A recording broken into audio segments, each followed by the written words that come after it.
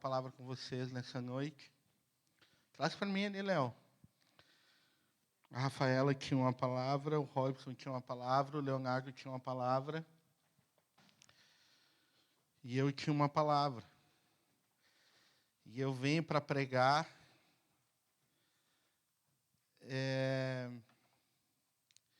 Mas a maioria das vezes eu venho, se não todas, para não pregar.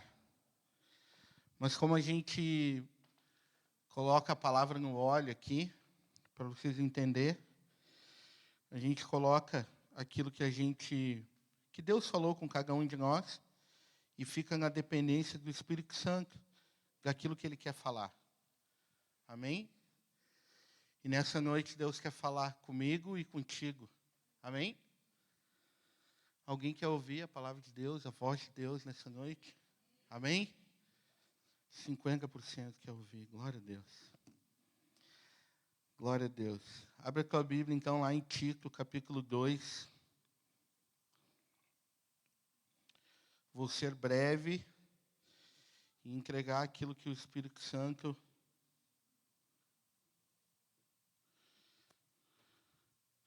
pediu para entregar nessa noite. Amém? Tito, capítulo 2. Versículo 6.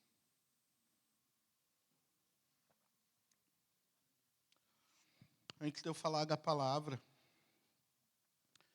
deixa eu falar para vocês um pouquinho sobre quem era Tito e sobre o lugar para onde ele foi enviado.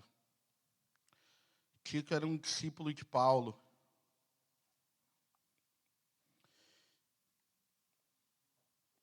E ele foi enviado para uma ilha chamada Creta, que Paulo começou um trabalho naquele lugar quando passou por aquele lugar. Está lá em Atos, capítulo 27. E depois de Paulo ter passado por aquele lugar, Tito foi enviado para esse lugar para que cuidasse daquilo que começou através da vida de Paulo ali. E Tito era um moço, não era um menino, ele era um homem novo. Às vezes eu tenho mania de chamar de menino os caras com 25 anos, barba na cara. Eu estou parando de chamar. Ele era um homem novo que foi mandado para aquele lugar para ser usado naquele lugar e fazer a vontade de Deus naquele lugar. E essa carta que Paulo escreve para Tito, ela fala fala bastante sobre boas obras. As boas obras que o Senhor nos chamou para fazer. E entra um pouco entra num contraste assim,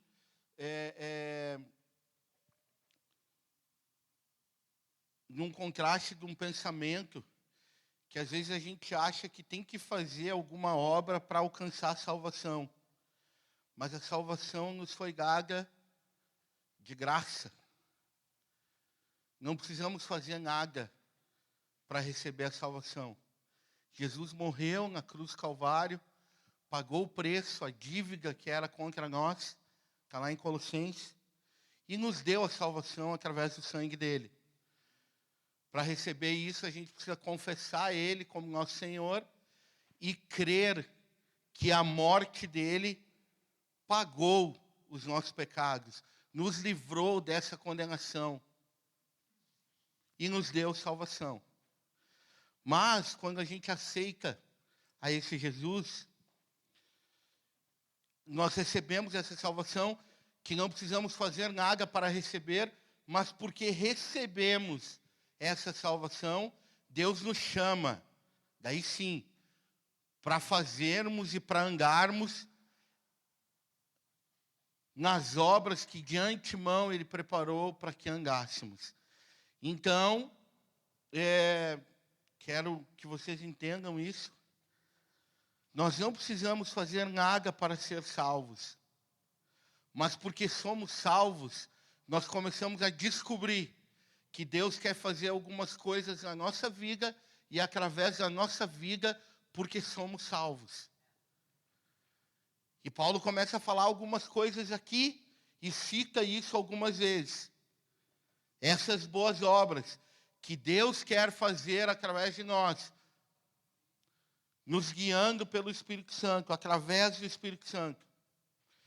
E esse livro é um livro que Paulo fala a respeito da Trindade, porque ele fala no Pai, ele fala no Filho, como esse Salvador, e ele fala no Espírito Santo, que é o nosso Redentor, e que nos guia por esse caminho das boas obras. E aí o texto diz assim, versículo 6, capítulo 2, versículo 6. Quanto aos moços, de igual modo, exorta-os para que em todas as coisas sejam criteriosos. Torna-te pessoalmente padrão de boas obras. No ensino, mostra integridade, reverência, linguagem sadia e irrepreensível, para que o adversário seja envergonhado, não tendo indignidade nenhuma que dizer a nosso respeito. Paulo começa instruindo ele da maneira como ele deveria andar para realizar essas boas obras. E aqui tem algumas coisas que a gente pode começar a observar. No versículo 7 diz assim, torna-te pessoalmente padrão de boas obras. No ensino mostra integridade, reverência, linguagem sadia e irrepreensível, para que o diabo, o adversário, seja envergonhado, não tendo indignidade nenhuma que dizer a nosso respeito.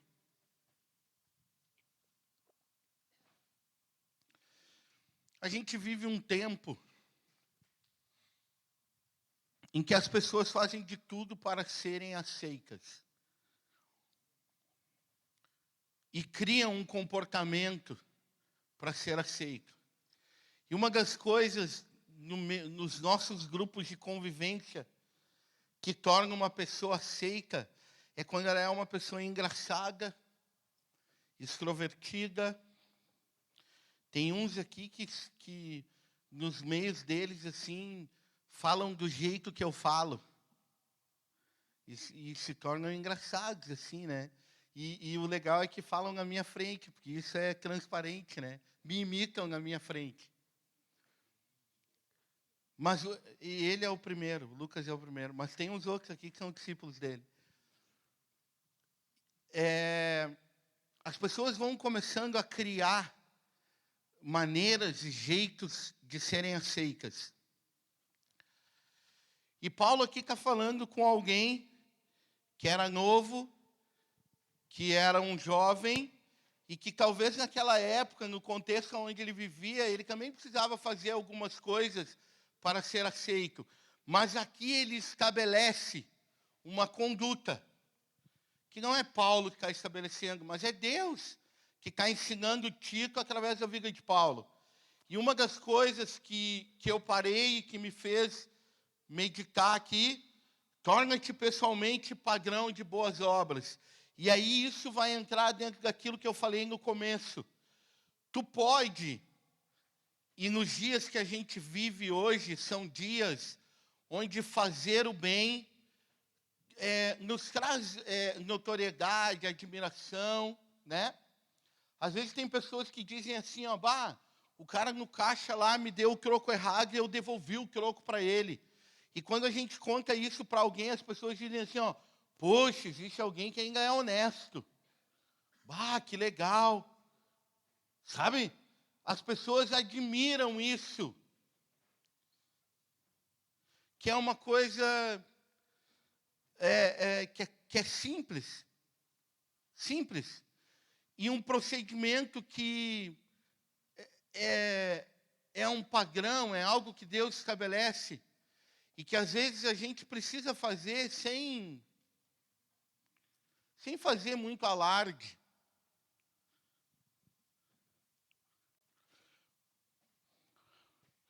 O texto continua falando. No ensino, mostra a integridade, reverência, linguagem sadia e irrepreensível, uma linguagem sadia. Em Efésios 4, versículo 29, fala a respeito de palavras que são torpes. E às vezes, deixa eu dizer isso para vocês, que o Espírito Santo falou comigo. Há um tempo atrás, o Espírito Santo falou comigo em algumas coisas que eu falava, algumas coisas que eu dizia, e que ele me constrangeu. Não era uma linguagem adequada, não era algo, mas às vezes para a gente ser aceito, às vezes para a gente causar alguma coisa, a gente tem que dizer algo, tem que falar algo, que talvez vai ser engraçado, que talvez vai... A palavra de Deus está dizendo assim, ó, que a gente tem que ter uma linguagem sadia. E antes diz assim, ó, no ensino mostra integridade e reverência. Isso é outra coisa que nos dias de hoje, assim, nós ensinarmos a respeito de Deus e a respeito das Escrituras, é algo que é nosso, que deveria ser inerente a nós, como cristão. Mas não ensinar algo, e eu vou ler mais um texto aqui, mas não ensinar algo baseado naquilo que a gente acha, ou querendo trazer para alguém uma imagem nossa de quem não somos. Quando a Bíblia diz que no ensino a gente tem que mostrar integridade, é porque a gente tem que ser íntegro. De quem é o ensino?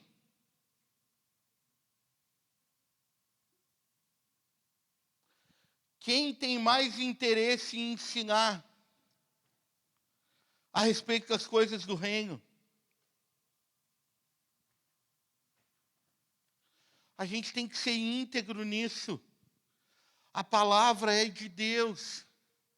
Um ensino que nós ensinamos porque somos ensinados por Deus, pela sua palavra e pelo Espírito Santo através da vida dos nossos irmãos. E nós precisamos ser íntegro a isso.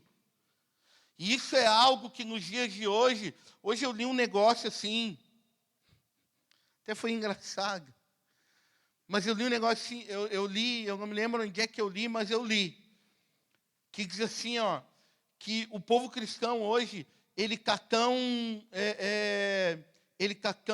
como é que é, confuso.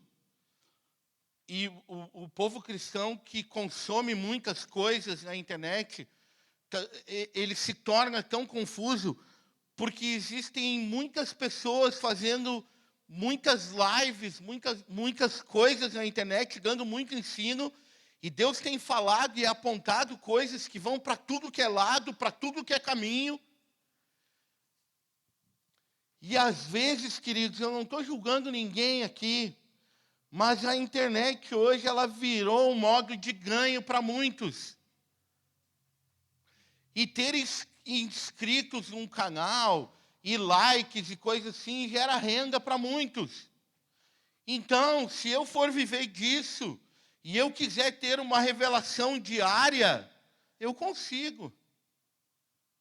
Não só uma, dá para ter até uma de manhã, uma de tarde, uma de noite. E por que gera confusão? Porque às vezes tu não vê integridade na fala dessas pessoas com a palavra de Deus. Às vezes tu não vê o Cristo sendo exaltado nesses lugares, mas tu vê um método. Eu vou te ensinar com 8 passos como fazer tal coisa.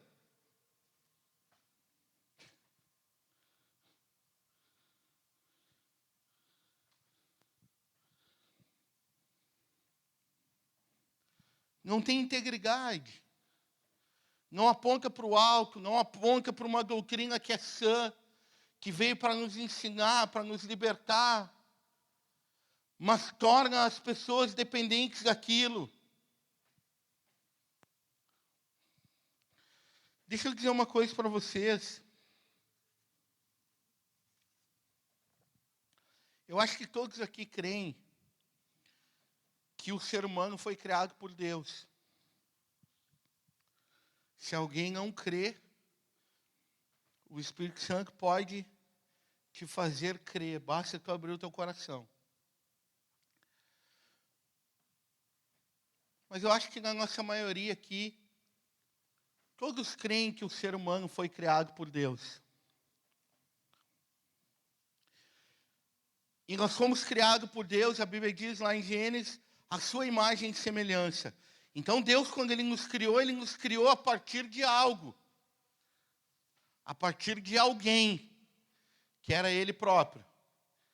Então na nossa criação e na concepção da criação do ser humano, Deus criou o ser humano perfeito. Porque o molde que Ele usou para criar é perfeito. Só que no caminhar e no passar dos tempos, e o ser humano decidiu, de alguma forma, desobedecer a Deus, e não andar mais com Deus, e não ter mais comunhão com Deus, e não depender mais de Deus para viver como era no início. E aí as coisas vêm piorando, e vai piorar mais. A palavra de Deus fala isso, que o amor vai se esfriar, que a iniquidade vai aumentar, e que o amor próprio vai se sobressair. Então, por essa falta de identidade, hoje, o ser humano busca loucamente uma identidade. E o fazer, o entregar alguma coisa, parece que se tornou o carro-chefe para trazer uma identidade para alguém. Então a gente começa a olhar modelos, pessoas que alcançam algumas coisas, pessoas que chegam em alguns lugares, e aquilo passa a ser o nosso modelo, ou a gente começa a desejar aquilo que aquelas pessoas alcançaram. E aí nós chegamos num ponto que existem crianças que já estão desenfreadas nesse querer, nessa busca de uma identidade, mesmo nem sabendo que estão fazendo isso. E aí essa semana eu estava conversando com a minha nora e com o meu filho, e ela estuda psicologia, ela estava dizendo que a psicologia vai ser a profissão do futuro. E aí o Lucas disse, não, a profissão do futuro vai ser o designer. Ele trabalha um pouco com isso, né?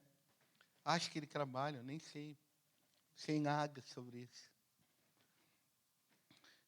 E de fato, existem crianças com 5, 6 anos entrando em consultórios.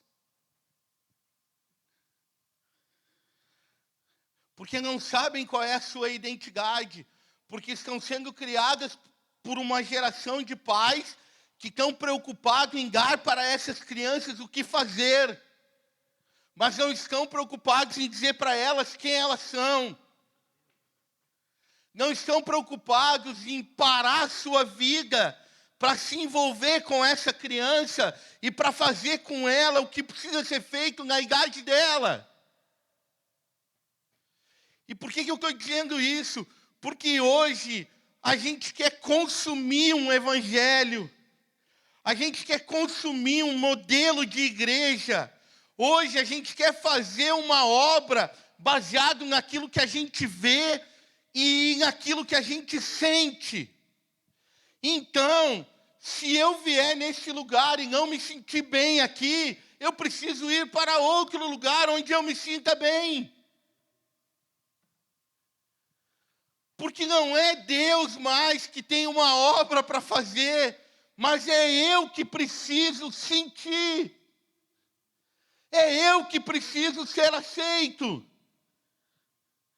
É eu que preciso andar por aqui, por ali, ir lá e voltar aqui. E aí a gente começa a botar defeito em tudo e em todos, porque a gente não vai conseguir. Deixa eu te dizer isso. Tu não vai conseguir te satisfazer. Porque a única pessoa que pode te satisfazer é Deus. É o Senhor. A única coisa que pode te satisfazer é tu descobrir quem tu é. E para tu descobrir quem tu é, tu precisa descobrir de onde tu veio. E identidade é isso. É isso. Se tu pegar a tua identidade, o que vai ter lá na tua identidade? O dia que tu nasceu, o lugar onde tu nasceu, a folha do livro onde foi escrito aquele registro, e vai ter o nome do teu pai e da tua mãe. E lá no meio da conversa lá da tua vida, daqui a pouco tu vai ser assim, um assado, e aí vem aquela história assim, ó, parecido com o pai. É ranzinho que nem o pai. Não, mas isso é parecido comigo. Isso é parecido com aquilo. E aí a identidade da pessoa começa a ser posta, a ser mostrada por aquilo que apresenta. Mas é a nossa identidade com o nosso Pai. Quando que vai se apresentar? Quando que vai ser mostrada? Quando que vai vir para fora? Quando nós descobrimos quem Ele é. E quando nós descobrirmos para que Ele nos criou. Então a gente não vai precisar mais consumir um culto. Mas a gente vai querer ser que nem o nosso irmão Jesus Cristo. A gente vai querer ser consumido por um propósito. A gente vai querer dar a vida para aquilo que fomos chamados para fazer. E é isso que Paulo está falando para esse cara aqui. E aí o texto continua. E ele fala dos servos ali. Versículo 10. Não furtem, pelo contrário, deem prova de toda fidelidade, a fim de ornarem em todas as coisas a doutrina de Deus, nosso Salvador. Eu quero te dizer uma coisa. Tu tem uma responsabilidade. Uma responsabilidade. Quando tu entende qual é a tua identidade, tu passa a ter uma responsabilidade de mostrar para as pessoas quem é o teu pai. A Bíblia diz em Romanos que a criação, ela geme, ela quer muito ver a manifestação dos filhos de Deus. E hoje existem pessoas que querem manifestar alguma coisa. Mas quando a Bíblia diz e fala nesse texto, a Bíblia está falando sobre uma adoção, que o mundo geme por uma adoção, geme para ser adotado. Então, eles gemem pela manifestação dos filhos, para que possam mostrar quem é o seu pai. Não é para mim ir lá e dizer quem eu sou. Mostrar o que eu sei fazer, mostrar quais são as minhas habilidades, mostrar e mostrar e mostrar. E a gente está cheio disso hoje. Um monte de gente querendo mostrar um monte de coisa, mas que não consegue mostrar quem é o seu pai.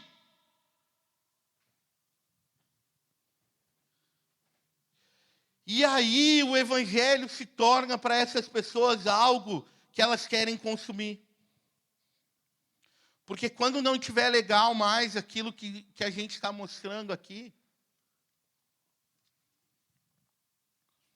a gente vai em outro lugar, ver o que eles estão mostrando lá.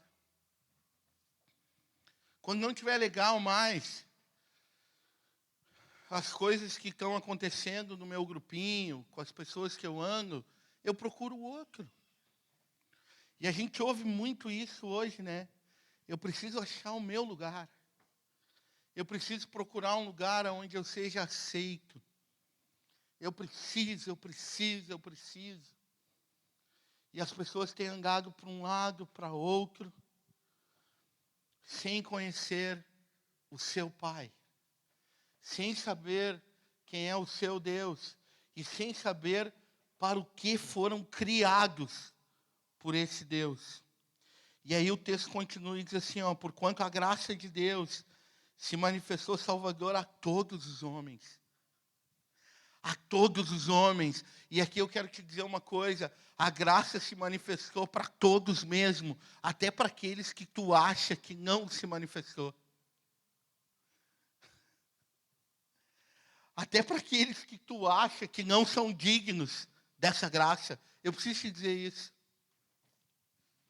Às vezes a gente acha que uns são merecedores e outros não são. Deixa eu te dizer, a graça é para todos, educando-nos para que, renegadas a impiedade e as paixões mundanas, a gente começa a renegar a nossa impiedade.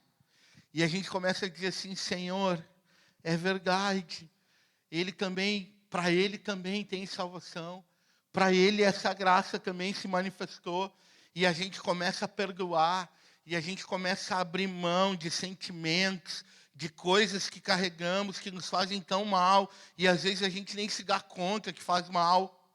E a gente começa a olhar para as pessoas e dizer assim, poxa, Deus tem um propósito com a vida dele também.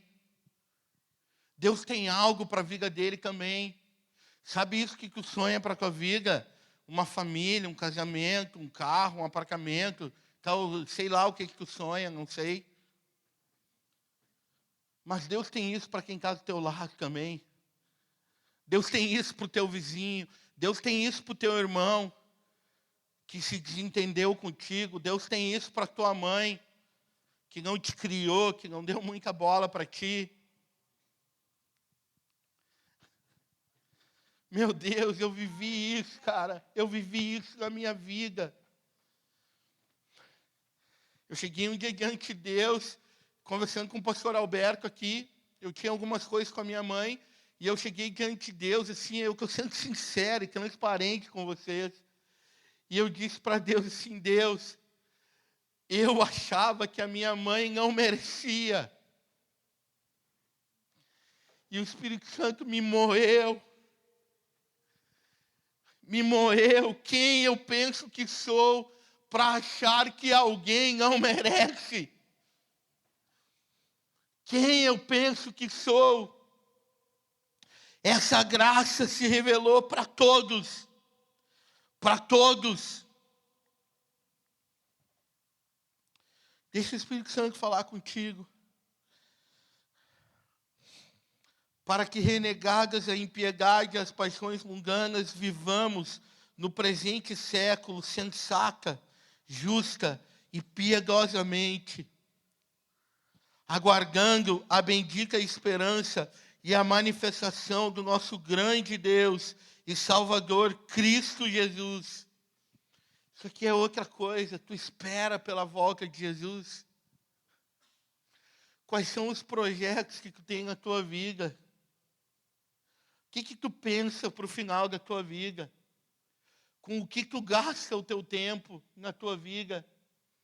Será que é só pensando no que tu vai ter lá na frente, no que tu vai alcançar? Jesus está voltando, gente. Jesus está voltando. Hoje é um dia mais perto do que ontem.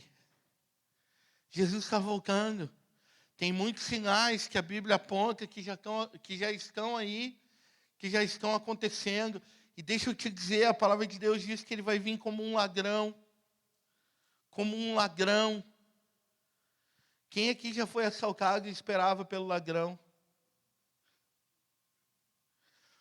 O que está fazendo aí? Não, estou sentado aqui, estou esperando que vai vir alguém me roubar. Quem é que já fez isso? Jesus vai vir como um ladrão.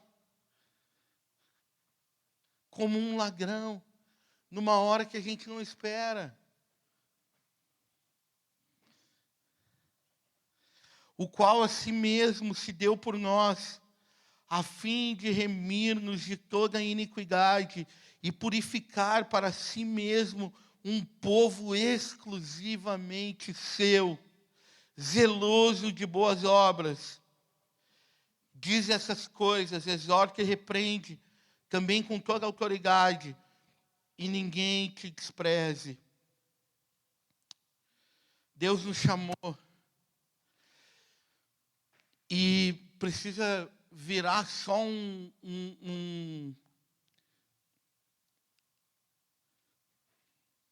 precisa trocar o nosso entendimento. Às vezes tem gente que fala, né, virou uma chave na tua vida, né? Os crentes viraram tudo fechadura. Porque toda hora tem uma chave que precisa virar na minha vida. Mas tá, tudo bem, nada contra, mas às vezes para mim é engraçado. Precisa virar uma chave, toda hora eu escuto isso. Virou uma chave na minha vida. Eu disse, prazer, fechadura. Virou uma chave, um papais ali.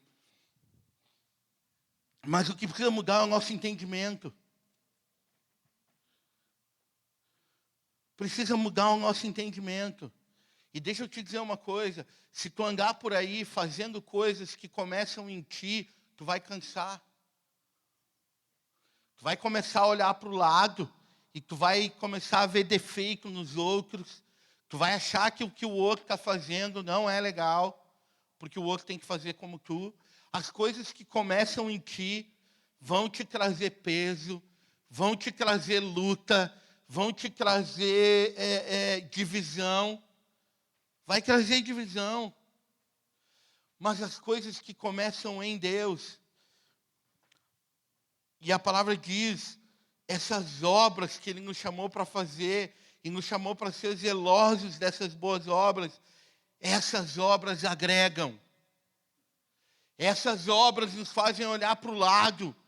E mesmo que o nosso irmão ande de uma forma errada, nos traz, no mínimo, um compromisso de orar pela vida dele e de desejar que ele também viva e ande dentro dessas boas obras.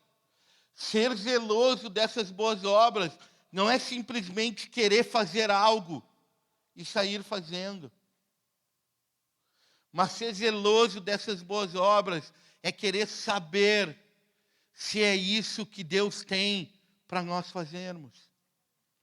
E a Bíblia diz em Provérbios assim, que as preparações do coração são do homem, mas a resposta certa dos lábios vem do Senhor.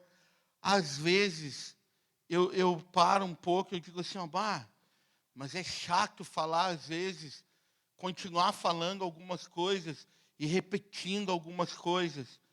Mas parece que hoje é tão fácil amar alguém. Parece que hoje é tão fácil encontrar a esposa, o esposo, quem Deus tem para si. Porque em uma semana já ama, e em 2 já está prometendo que vai ficar até o fim da vida. E em 1 mês, pode pensar aí o que tu quiser. Já foram muito longe. Mas não param para entender que Deus quer estar nesse processo. Não param para entender que não podem ser movidos pelo seu sentimento, pela sua vontade e nem pela sua necessidade. E deixa eu te dizer uma coisa, isso não é para acusar ninguém, mas isso é para trazer entendimento. Às vezes a gente vê pessoas que repetem o mesmo erro 3, 4, 5, 10 vezes. E por que eu falei que às vezes às vezes tu fica assim, mas será que eu vou ter que falar de novo? E aí o Espírito Santo diz assim, sim, tu vai ter que falar de novo. Porque a gente precisa ser zeloso de boas obras. Porque nós dizemos que acreditamos na família. Então nós precisamos pregar a respeito da família. O Davi e a Carol aqui também vão casar. Glória a Deus. Glória a Deus. Deixa eu te dizer uma coisa, Deus ele tem um plano, tem um propósito. Talvez tu já tenha feito algumas coisas que tu não atentou para esse propósito, mas não existe acusação sobre a tua vida, existe um convite de Deus, deixa eu fazer parte. Deixa eu andar contigo. Deixa eu te dizer o que eu tenho para fazer na tua vida e através da tua vida. E vou dizer para você, gente, isso é bom, é desafiador. Às vezes a gente não sabe como fazer, porque a gente precisa confiar. E falar em confiar num tempo onde a ansiedade domina e nos faz sair correndo para fazer alguma coisa, tem se tornado mais complicado. Mas é uma prática que quando a gente começa a atender e quando a gente começa a usufruir dessa confiança, a gente não quer mais sair daquele lugar.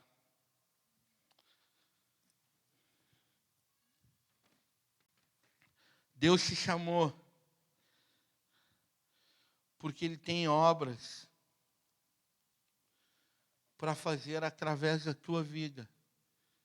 Mas primeiro Ele precisa fazer na tua vida. E foi isso que Paulo começou a orientar para Tito. Tu precisa agir dessa forma. Tu precisa te portar dessa maneira. E a Bíblia nos ensina. A Bíblia nos orienta. E isso é bom. Isso produz um fruto bom. Isso nos traz, nos faz entender quem somos, qual é a nossa identidade. E o contrário disso, e eu queria chamar o louvor já. No capítulo 1, não precisa abrir, no versículo 10, diz assim, ó. Porque existem muitos que são insubordinados, caluniadores e enganadores. Aqui ele está falando a respeito de uma prática que tinha na época do judaísmo. Especialmente os da circuncisão. É preciso fazê-los calar, porque andam pervertendo casas inteiras, ensinando o que não devem.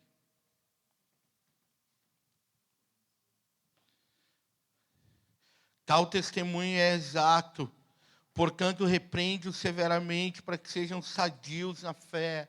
Deus tem para nós uma fé sadia. E não se ocupem com fábulas judaicas, nem com mandamentos de homens desviados da verdade. Todas as coisas são puras para os puros, todavia para os impuros e descrentes, presta atenção nisso, nada é puro. Porque tanto a mente como a consciência deles estão corrompidas. E no tocante a Deus, professam conhecê-lo, entretanto o negam por suas obras.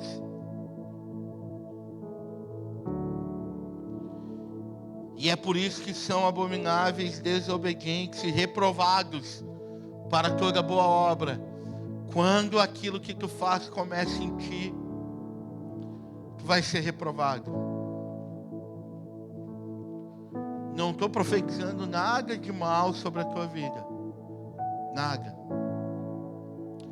Mas quando aquilo que tu começa a fazer não revela uma fé pura, tu vai ser reprovado. E ainda assim, o texto aqui, Paulo está falando para Tito, para repreender essas pessoas, para que elas possam se arrepender e ter uma fé genuína. É isso que o texto está falando. E eu quero acabar dizendo isso para vocês. Não basta tu andar e tu fazer as coisas corretas e andar em boas obras, se tu tem no teu convívio do teu lado pessoas que não andam dessa maneira. Porque essa boa obra que Deus quer fazer através da tua vida se completa quando tu te envolve com os teus irmãos para trazer eles para essa boa obra que tu tem vivido. Ninguém é descartável. Deixa eu te dizer, ninguém é descartável. A graça de Deus se revelou a todos os homens. E deixa eu te dizer mais uma coisa que Deus tem falado muito comigo. Não olhe para as pessoas segundo os seus pecados. E aqui eu quero falar de mim, porque eu só posso falar de mim. falar só de mim. Mas eu muitas vezes já tive olhos maus para as pessoas. Tu conhece o fulano? Ah, sim, conheço. Aquele que ficou com a fulana, com a ciclana e com a beltrana. Já fui assim. E aí a gente começa a tratar as pessoas pelas coisas erradas que elas já fizeram. E a gente deixa de olhar para as pessoas e entender que essa graça, que é salvadora, alcançou elas e que Deus tem um plano com a vida dela. E por último, deixamos de nos envolver com esse plano que é de Deus. Bah, tu conhece o fulano? Claro, meu. Uma vez nós estávamos jogando bola e ele se entendeu com o cara e deu 2 socos na cara do cara. Nós definimos as pessoas dessa forma. Se tu não faz isso, graças a Deus. Mas eu fazia.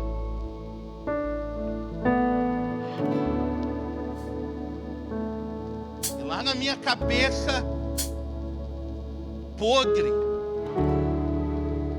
de mim eu posso falar. Lá na minha cabeça que não era regenerada, eu não podia crer que Deus tinha um plano com a vida daquela pessoa, porque para mim tudo que aparecia eram os erros dela. Só que quando Jesus me chamou para que eu andasse em obras boas, eu era podre. Hoje eu ainda sou podre, um pecador limitado, que se não for guiado pelo Espírito Santo não tem nada de bom para fazer, que se não andar com Deus não consegue cumprir o plano e o propósito. Vou continuar falando de mim, mas vou sugerir só, talvez todos nós estamos nessa mesma barca. Se não formos guiados pelo Espírito Santo,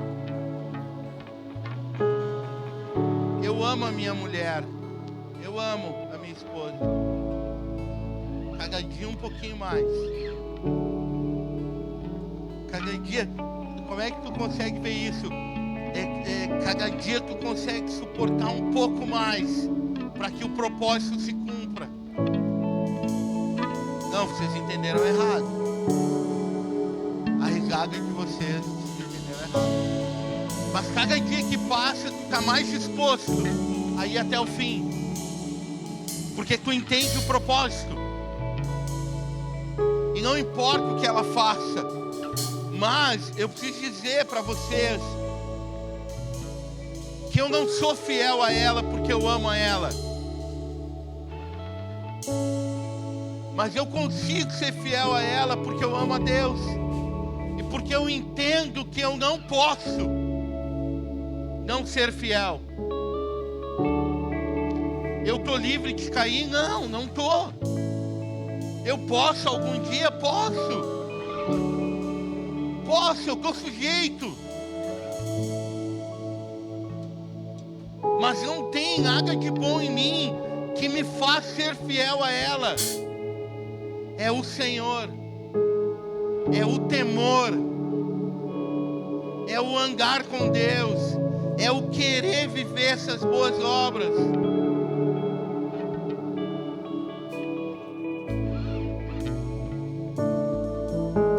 E eu vou acabar aqui e quero te convidar para ficar em pé.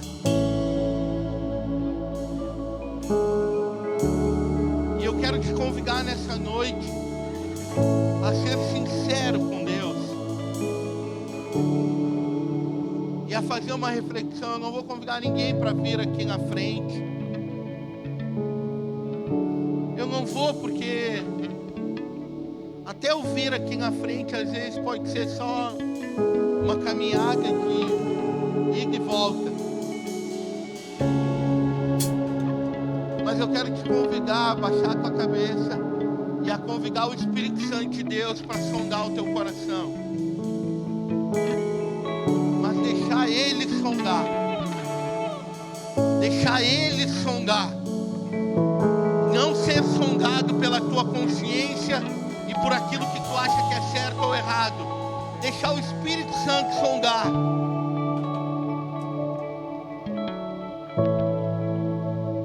E deixar Ele apontar. Se tu tem vivido e feito essas boas obras, a minha oração é que tu permaneça, é que tu persevere. Como foi dito aqui no louvor, é que tu persevere nessa boa obra.